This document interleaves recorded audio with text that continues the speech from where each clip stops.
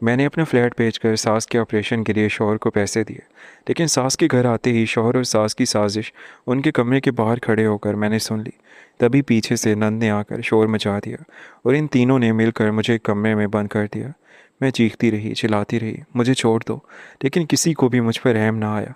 मगर अगले ही दिन धड़ाम से कमरे का दरवाज़ा खुला और फिर जो हुआ उसने मेरे होश उड़ा दिए। मेरा नाम हीरा है और मेरी शादी को 3 साल हो चुके थे। इन 3 सालों में मैंने शौहर एहसान और अपनी सास की हर छोटी बड़ी बात को खुशदिली से पूरा करने की कोशिश की। मेरे वालिद की वफ़ात से पहले उन्होंने मेरे नाम एक छोटा सा फ्लैट किया था, जो मेरी ज़िंदगी की वाहिद मुआशी ज़मानत था। एहसान एक आम सी कंपनी में प्राइवेट नौकरी करता था, जिससे बस घर का गुजर बसर ही पूरा हो पाता था। हम एक छोटे से घर में रहते थे, जहाँ मैं अपने शौहर एहसान, अपनी सास और अपनी छोटी नंद के साथ रहती थी। मैंने कभी उन लोगों से किसी चीज़ की फरमाइश नहीं की थी और जो कुछ मिलता उसी में खुश रहती थी। फिर अचानक एक दिन सास की तबीयत बहुत ज़्यादा ख़राब हो गई। उन्हें सांस लेने में तकलीफ़ होने लगी और सीने में शदीद दर्द उठा। हम जल्दी से उन्हें पास के एक बड़े हॉस्पिटल ले गए, जहाँ डॉक्टर्स ने मुख्तलिफ टेस्ट करने के बाद बताया कि उनके दिल की नालियाँ बंद हैं और उनका फौरी तौर पर बड़ा ऑपरेशन करना पड़ेगा। डॉक्टर्स ने हमें साफ लफ्ज़ों में कहा कि अगर 2-3 दिन के अंदर ऑपरेशन ना हुआ तो सास की जान को शदीद खतरा भी हो सकता है। इस ऑपरेशन के लिए 25 लाख रुपए का खर्चा बताया। इतनी बड़ी रकम का सुनकर एहसान के हाथ पांव फूल गए, क्योंकि उसके पास इतने पैसे नहीं थे। उसने अपने दोस्तों से रब्ता किया, रिश्तेदारों के आगे हाथ फैलाए, लेकिन इतनी बड़ी रकम का इंतज़ाम कोई भी इतने कम वक्त में करने को तैयार नहीं था। एहसान घर आकर सर पकड़ कर बैठ गया और सास की बिगड़ती हुई हालत देखकर ज़ारों कतार रो रहा था। मुझे अपने शौहर का यूं परेशान होना और सास को दर्द से तड़पते देखना बिल्कुल अच्छा नहीं लगा। मैंने एक लम्हा ज़ाय किए बगैर अपने दिल में फ़ैसला किया कि मैं अपने मरहूम वालिद की दी हुई वाहिद निशानी, यानी वो फ़्लैट बेच दूँगी, ताकि मेरी सास की जान बच सके। मैंने एहसान से बात की तो वो पहले तो ड्रामाई अंदाज में हिचकिचाया, लेकिन फिर उसने फ़ौरन फ्लैट बेचने की तैयारी शुरू कर दी। हमने एक प्रॉपर्टी डीलर के ज़रिए जल्दी में वो फ्लैट बेचा और फ़िरोख्त से मिलने वाली पूरी रकम यानी 25 लाख रुपए मैंने एहसान के हाथ पर रख दिए, ताकि सास का ऑपरेशन वक्त पर हो सके। एहसान ने उस वक्त मेरी आंखों में आंसू देखकर मेरी बहुत तारीफ़ की और कहा कि तुमने मेरी माँ की जान बचाकर मुझ पर बहुत बड़ा एहसान किया है। मैं ज़िंदगी भर तुम्हारा यह एहसान नहीं भूलूंगा। रकम मिलते ही सास का हॉस्पिटल में बड़ा ऑपरेशन हुआ, जो अल्हम्दुलिल्लाह कामयाब रहा। सास को कुछ दिन अस्पताल में रखने के बाद डॉक्टरों ने घर भेज दिया।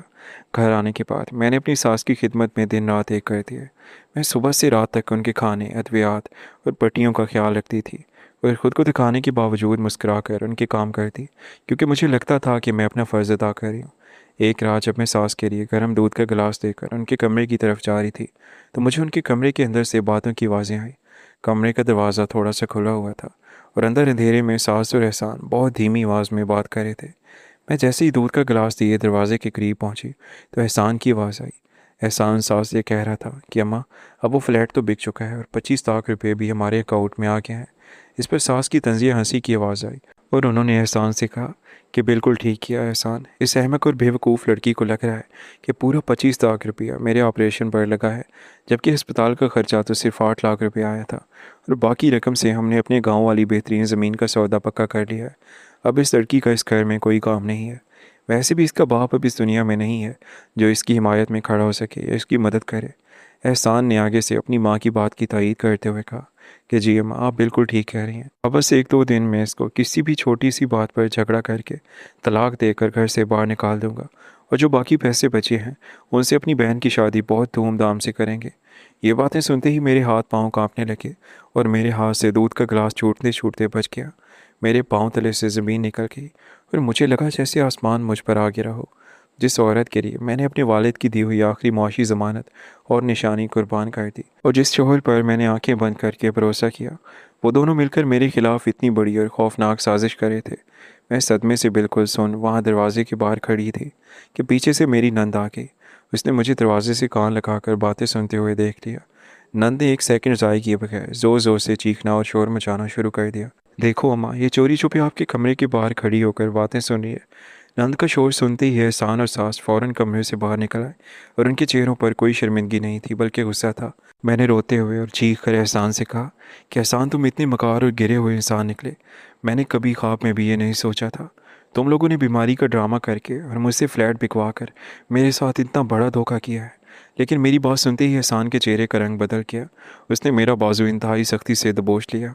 सास ने गुस्से में नंद और एहसान से कहा कि इसको फ़ौरन कोने वाले पुराने स्टोर रूम में बंद कर दो, वरना ये बाहर जाकर मोहल्ले वालों के सामने हमारा भांडा फोड़ देगी और पुलिस को बुला लेगी। उन तीनों ने मुझे एक सीटते हुए एक अंधेरे, गंदे और हबसज़दा स्टोर रूम में धकेल दिया और बाहर से एक बहुत बड़ा और भारी ताला लगा दिया।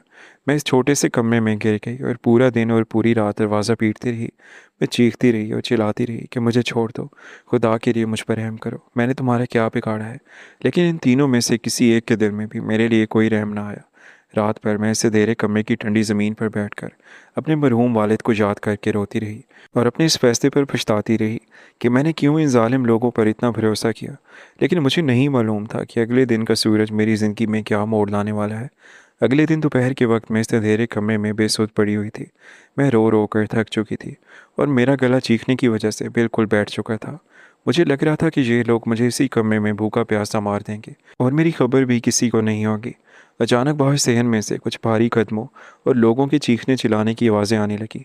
सास और एहसान किसी से बहुत घबराए हुए लहजे में बात कर रहे थे और अपनी सफाइयाँ पेश कर रहे थे। मैंने हिम्मत जमा की और दोबारा कमज़ोर आवाज़ में दरवाजे पर हाथ मारते हुए बचाओ बचाओ की दहाई थी। अभी मैं दरवाज़ा पीट ही रही थी कि अचानक बाहर से एक बहुत ज़ोरदार धमाके की आवाज़ आई और धड़ाम से स्टोर रूम का लकड़ी का दरवाज़ा टूट कर अंदर जा गिरा और बाहर लगा हुआ भारी लोहे का ताला नीचे फर्श पर जा गिरा। सामने का मंजर देखकर मेरे होश उड़ गए और मेरी आंखों पर यकीन नहीं आ रहा था। सामने पुलिस की एक बड़ी टीम खड़ी थी और उनके साथ मेरे बड़े मामू खड़े थे। मामू को वहाँ सामने देखकर मेरे जब्त का बंधन टूट गया और मैं भागकर उनके साथ लिपट गई और ज़ारों कतार रो पड़ी। मामू ने मेरे सर पर हाथ रखकर मुझे हौसला दिया। असल में माजरा ये था कि जिस प्रॉपर्टी डीलर के ज़रिए मैंने अपना फ्लैट बेचा था, वो प्रॉपर्टी डीलर मेरे मरहूम वालिद का बहुत पुराना और इंतहाई मुखलिस दोस्त था। जब एहसान ने फ्लैट के पैसे ख़रीदार से लेकर अपने बैंक अकाउंट में मुंतकिल करवाए तो इस प्रॉपर्टी डीलर ने फ्लैट के सरकारी कागजात की हतमी मुंतकिली और दस्तखत के लिए मेरे मामू को फ़ोन किया था, क्योंकि मेरे वालिद ने अपनी वफ़ात से कुछ दिन पहले इस प्रॉपर्टी डीलर से ख़ास तौर पर कहा था कि अगर कभी हीरा ये फ्लैट बेचे या उसको कोई ज़रूरत पड़े तो उसके बड़े मामू को लाजमी एतमाद में लेना और उनकी मौजूदगी में काम करना। मामू ने जब प्रॉपर्टी डीलर की बात सुनी तो उन्होंने हकीकत जानने के लिए फौरी तौर पर मेरे फ़ोन नंबर पर रब्ता करने की कोशिश की, लेकिन एहसान ने मेरा मोबाइल फ़ोन पहले ही बंद करके अपने पास छुपा कर रख लिया था ताकि मैं किसी से बात ना कर सकूं। जब मामू का फ़ोन एहसान के नंबर पर गया तो एहसान ने घबरा कर मामू का फ़ोन काट दिया और फिर उनका नंबर ब्लैक लिस्ट में डाल दिया। मामू को एहसान की इस हरकत पर शदीद शक हुआ और उन्हें महसूस हो गया कि दाल में कुछ काला है और मेरी भांजी किसी बड़ी मुसीबत में है। मामू ने एक लम्हा ज़ाय किए बगैर उसी वक्त प्रॉपर्टी डीलर को साथ दिया और गाड़ी में बैठकर सीधा मेरे घर पहुंच गए। जब वो मेरे घर के बाहर पहुंचे तो घर का बाहर का मेन दरवाज़ा बंद था, लेकिन अंदर से मेरे रोते हुए चीखने की और ताले पीटने की हल्की हल्की आवाज़ें बाहर गली में आ रही थीं। मामू और प्रॉपर्टी डीलर ने जब मेरी दर्दनाक चीखें सुनी तो उन्हें पूरा यकीन हो गया कि मेरे साथ कोई बहुत बड़ा जुल्म हो रहा है। उन्होंने बगैर कोई वक्त ज़ाय किए फ़ौरन इलाका पुलिस को फ़ोन करके मौका पर बुला लिया। पुलिस ने जब घर के बाहर पहुंचकर दरवाज़ा बजाया तो एहसान उसकी माँ ने काफ़ी देर बाद डरते हुए चेहरों के साथ दरवाज़ा खोला। पुलिस ऑफिसर ने जब उनसे मेरे बारे में पूछा कि हीरा कहाँ है तो वो दोनों घबरा गए और पुलिस से झूठ बोलने लगे कि वो तो अपने रिश्तेदारों के घर गई हुई है और घर में नहीं है। लेकिन मामू को मालूम था कि वो झूठ बोल रहे हैं और उन्होंने पुलिस से कहा कि मुझे अंदर से मेरी भांजी के रोने की आवाज़ें आई हैं। पुलिस ने एहसान और सास की एक न सुनी और ज़बरदस्ती धक्का देकर घर के अंदर दाखिल हो गई। पुलिस ने जब अंदर जाकर देखा तो कोने वाले स्टोर रूम पर बड़ा लोहे का ताला लगा हुआ था। पुलिस के जवानों ने एक सेकंड में लकड़ी के दरवाजे को ज़ोरदार धक्का देकर तोड़ दिया और मुझे बाहर निकाला। पुलिस ने मौका पर ही एहसान, उसकी मकार माँ और नंद को हिरासत में ले लिया और उनके हाथों में हथकड़ियाँ पहना दी।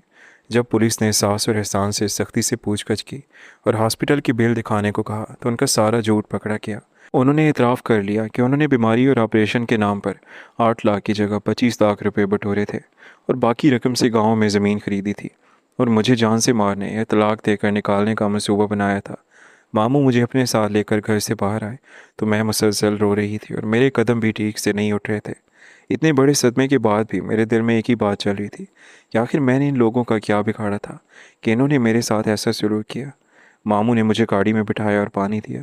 मैंने कांपती हुई आवाज़ में उन्हें सारी बात बताई कि किस तरह मैंने अपनी ज़िंदगी की वाहिद माली ज़मानत बेचकर सास की जान बचाने की कोशिश की और किस तरह इन्हीं लोगों ने मेरे साथ धोखा किया। मामू की आंखों में भी आंसू आ गए। उन्होंने कहा कि तुम्हारे वालिद ने ये फ़्लैट तुम्हें किसी वजह से दिया था।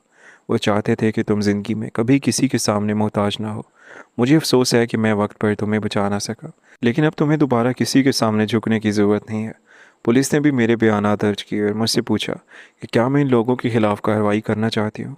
मैंने एक लम्हे के लिए अपनी सास का चेहरा याद किया, वही औरत जिसके लिए मैंने अपना सब कुछ कुर्बान कर दिया था। मगर फिर मुझे वो अंधेरा कमरा याद आ गया जहाँ मैं पूरी रात मदद के लिए चीखती रही थी। मैंने पुलिस ऑफिसर से कहा कि मैं कानून के मुताबिक इंसाफ चाहती हूँ, मैं किसी से बदला नहीं लेना चाहती, लेकिन जो कुछ मेरे साथ हुआ है वो किसी दूसरी औरत के साथ दोबारा नहीं होना चाहिए। मामू ने भी मेरा साथ दिया और कहा कि हम हर कानूनी कार्रवाई मुकम्मल करेंगे। उस दिन मुझे पहली बार एहसास हुआ कि इंसान को दूसरों के लिए कुर्बानी ज़रूर देनी चाहिए, मगर अपनी ज़िंदगी की तमाम ज़मानत किसी के हवाले नहीं कर देनी चाहिए। मैंने अपने वालिद की तस्वीर सीने से लगाकर दिल ही दिल में उनसे कहा कि अब मैं खुद को कमज़ोर नहीं होने दूँगी। मैंने बहुत कुछ खोया था, मगर अपनी इज़्ज़त, सच्चाई और हौसला अब भी मेरे पास था। पुलिस ने गैर कानूनी तौर पर मुझे कैद करने, धोखाधड़ी और फ्रॉड के जुर्म में उन तीनों के खिलाफ पर्चा काट दिया। प्रॉपर्टी डीलर और मामू ने फ़ौरन पुलिस और अदालत की मदद से वो तमाम पैसे जो एहसान के बैंक अकाउंट में मौजूद थे कानूनी तौर पर फ्रीज़ करवा दिए और वो 25 लाख रुपए का पूरा चेक मुझे वापस दिलवा दिया। मैं अपने मामू के साथ पूरी इज्जत और वक़ार के साथ इस घर से हमेशा के लिए निकल आई और अगले ही दिन अपने वकील के ज़रिए एहसान को जेल के अंदर ही तलाक का कानूनी नोटिस भिजवा दिया। जिन लोगों ने मेरी हमदर्दी, मासूमियत और इतनी बड़ी कुर्बानी का सौदा करने की कोशिश की थी, आज वो तीनों जेल की सलाखों के पीछे अपनी गलतियों पर रो रहे थे और मुझे मेरी नीयत, सब्र और सच्चाई का सिला मिल चुका था। आपकी कहानी के बारे में क्या राय है? अगर आपको कहानी अच्छी लगी हो तो वीडियो को लाइक और चैनल को सब्सक्राइब कर दें। अल्लाह हाफ़िज़।